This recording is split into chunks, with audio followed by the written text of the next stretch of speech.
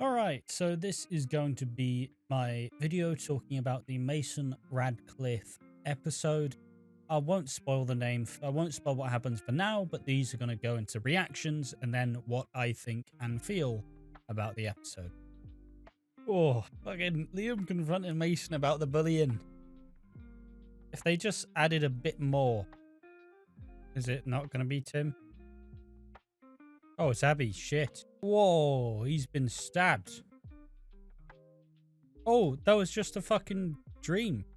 Fucking Betsy's actress and fucking Frankie going tit for tat as they can have the most tragic fucking response to someone they love dying. Fucking hell.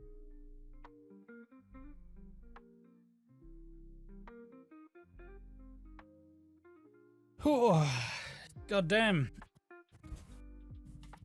And now into my actual thoughts on the episode. Coronation Street has successfully subverted our expectations, as it took a character who was initially introduced as a bully, made him a fairly lengthy addition to the show, and probably made a good couple of people cry on the way out.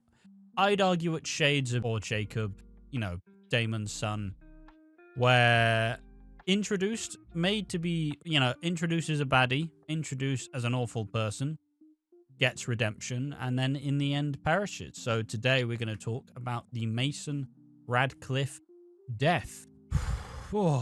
Fundamentally, I do think that Coronation Street did a very good job of this episode. It kicks off the new year with a bang. The new year was a little bit too positive for what Coronation Street wanted, and this episode was a kick into the next gear.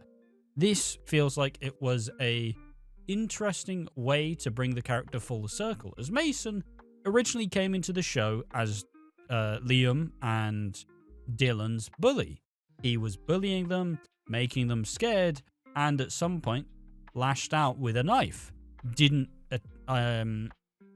And got the knife and was threatening them. And slowly through time, Mason got his comeuppance. He went into young offenders, came out. Nobody wanted to deal with him. Nobody wanted to speak with him. Liam kind of contemplated suicide. And, you know, Dylan just completely struggled to find himself and know what he wanted to do. And he was chastised, and he was rightfully made to see the consequence of his actions. But you bring back Mason, you settle him with Stu and Yasmin, and then when Stu leaves, you settle him with Sally and Tim.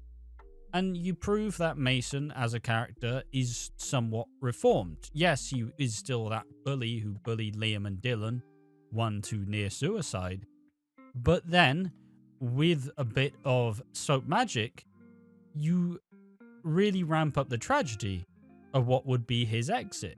You build it up, that as much as he is a bad person, there are reasons why he does these bad things. His brothers are abusive. His mum didn't want to see him. And his brothers are abusive criminals. And it's been long dealt with them constantly trying to keep Mason. Basically, they're trying to get Mason back into trouble, trying to get him to be a part of them, but he doesn't want to do it. He settles into a somewhat will they, won't they relationship with Betsy Swain, who proceeds to, you know, it's kind of they like each other, but Mason believes he's bad news, but Betsy doesn't agree with him, so they still are kind of toing and throwing about whether to actually get together until this past week, where in this past week they go ahead and finally kind of like dot the I's, cross the T's, and they sleep together for the first time, and they finally open up about their feelings, and it's really big. And Lisa, having yelled at Mason, makes him realize that his brothers did have a hand in Becky's death, which results in him trying to get some evidence that would set them away, and he'll go ahead and be with Stu in Germany in order to leave and go off scot-free. But unfortunately, in a scuffle with his brothers, after Dylan brought out the zombie knife, Mason gets stabbed. But we don't see it like that the first. We see what should have happened, what could have happened. You know, Mason getting away, all being fine. him and Betsy making up and, apologizing for not getting the time to not getting the time to be with each other, and about once again just kind of putting a full stop on the sentence. But he gets stabbed, and instead of it being Betsy kind of holding his hand, it's Abby who finds him stabbed, and it all just kind of makes you realize that this has all kind of been it's all a mirage, it's all fugazi, it's all nothing. He has been stabbed and he is slowly dying. And so Abby, who has flashbacks to Seb, sits with him, and the ambulance get him, and Gary helps, and Dylan helps, and Betsy finds him and goes with him in the ambulance, but at the hospital, he is ruled dead, and he dies. He fully dies. Betsy breaks down, and Tim delivers a monologue, which, I'll be honest, I don't think it was the best monologue. I think what they were going for was the Gail Platt monologue after Aiden's death, where, because it's Gail, it has this aura of status, and you can tell that she knows what she's talking about. But with Tim, it didn't necessarily land as much. But, the ending is the same. Mason, and it's a talk about how, when somebody brings a knife into a conversation, it's not just one person who gets hurt, it's many. And it's not scarier the fact that the people who bring the knife to feel like they're protected.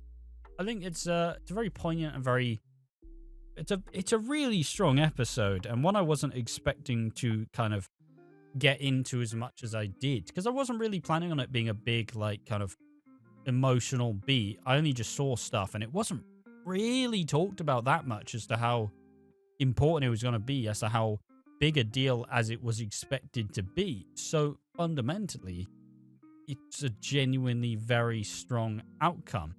And I think it's because, look, some people are never going to forgive Mason for the bullying he inflicted on Dylan and Liam, and that's perfectly fine. That's perfectly reasonable. But does the bullying deserve for him to die? No, it doesn't. It's not in the same vein. And the tragedy comes with how he was just about to get his life together. And that's where the best deaths have us. The death that caught me so off guard, I know this is a bit of a tangent, and maybe some people who watch Coronation Street don't like Hollyoaks, but Dylan Royal, Trevor Royal's son in Hollyoaks, who liked to dress up, he liked to dress up in drag, essentially, but not fully, but he liked to wear a dress and makeup and heels and shit. And Dylan suddenly dies after being in a car crash.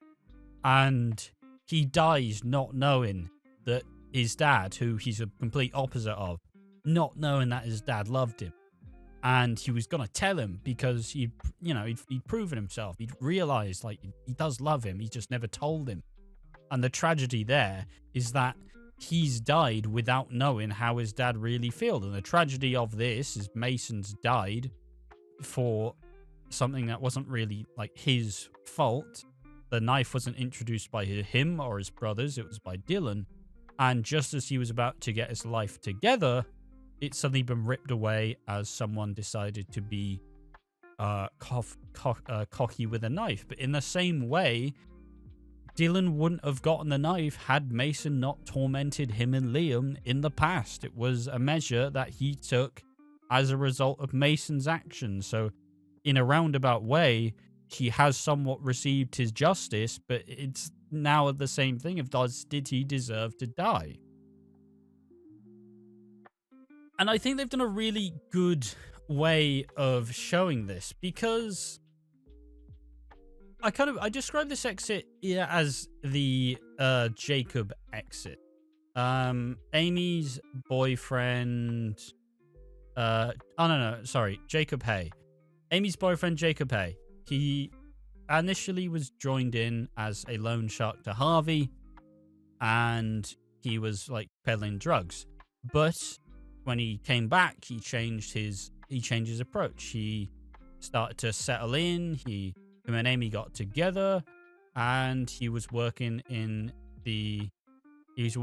Underworld. He was enjoying himself, and then then his dad comes in, and suddenly Damon sets him up to leave, and Jacob then suddenly has to leave, and it's really sad and tragic because ultimately he's still a good guy at heart, so he initially has to go on the run and has to leave.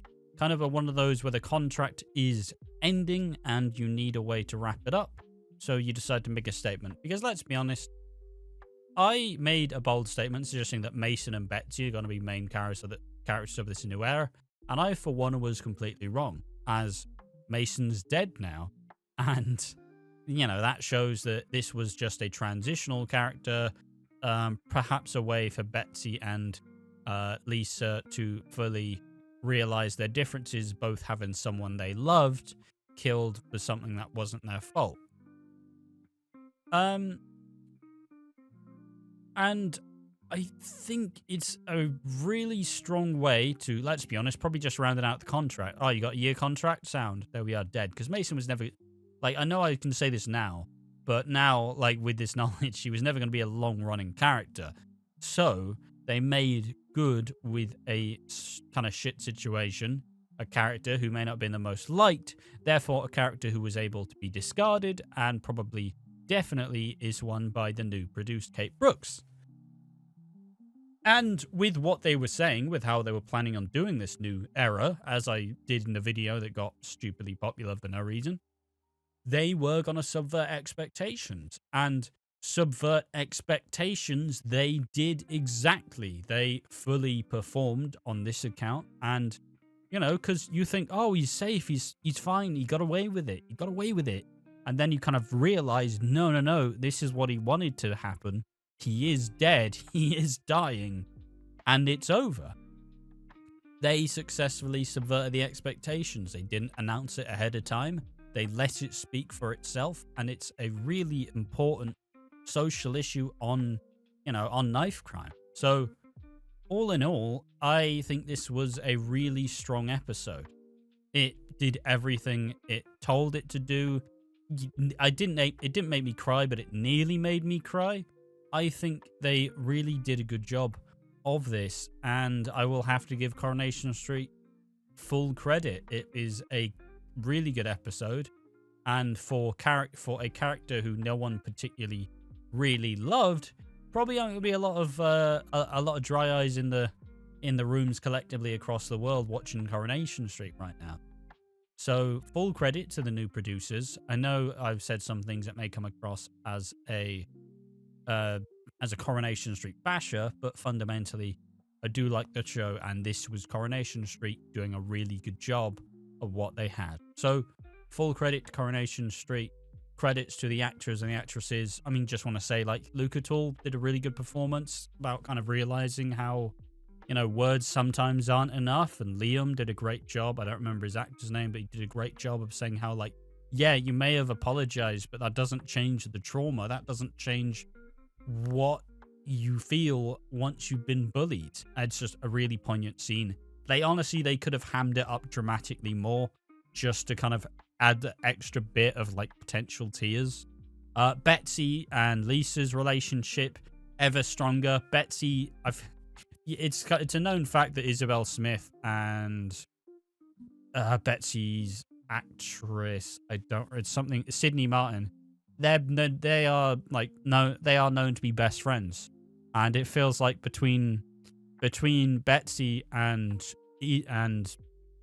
Frankie, both given losing someone you love, felt like they were trying to one up each other in dramatic performances, and and Betsy or Sydney Martin did a fantastic job of this one. So yeah, and Lisa Swain, Vicky Myers, also tremendous.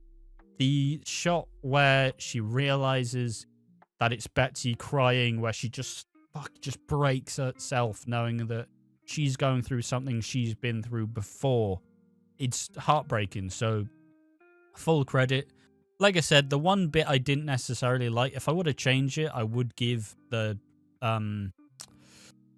Liam and Mason a bit more time. I think Dylan and Sean's bit was surprisingly good. Like I said, Sean was shit until Dylan arrived, and now with Dylan being there, he's supposed to be more than just the token comic relief. So, as a whole, I think that they did a really strong job, and I like the approach to it. They have succeeded in subverting my expectations. What did they think about what did how were your expectations subverted? Did you know? Did you not know? Are you shocked? Are you sad? Are you upset? Are you happy? Tell me all that in the comment section down below. But with that said, Coronation Street is having a fantastic start to 2025.